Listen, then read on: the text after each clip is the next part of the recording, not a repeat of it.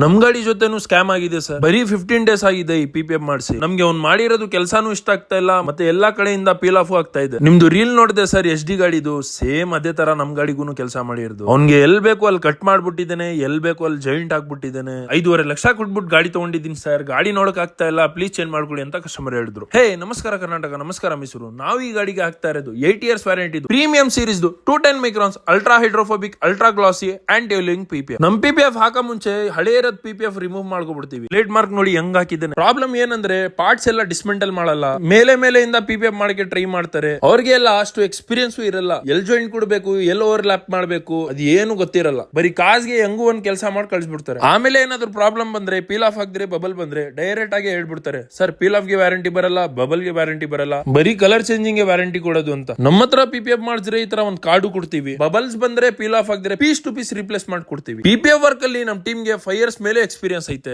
Bike PPF ಗೆ ಮೈಸೂರಲ್ಲಿ number 1 shop ನಮ್ದು. ನೀವು ನಿಮ್ ಗಾಡಿಗೆ PPF ಮಾಡಿಸ್ಬೇಕು ಅಂದ್ರೆ ನಮ್ಮ ಹತ್ರ ಬುಕಿಂಗ್ ಮಾಡಿಸಿ. ಪ್ರೈಸ್ ಕೇಳಕ್ಕೆ ಮತ್ತೆ ಬುಕಿಂಗ್ ಮಾಡಕ್ಕೆ ಕಮೆಂಟ್ ಸೆಕ್ಷನ್ ಅಲ್ಲಿ ಬುಕಿಂಗ್ ಇಲ್ಲ ಅಂದ್ರೆ ಪ್ರೈಸ್ ಅಂತ ಕಮೆಂಟ್ ಮಾಡಿ. ಡೀಟೇಲ್ಸ್ ನಿಮ್ DM ಗೆ ಬಂದ್ಬಿಡುತ್ತೆ. ಮತ್ತೆ ನಮ್ ಪೇಜಸ್ ಗೆ ಫಾಲೋ ಮಾಡ್ಕೊಬಿಡಿ, ಇಲ್ಲ ಅಂದ್ರೆ ಪ್ರೈಸಸ್ ಬರಲ್ಲ.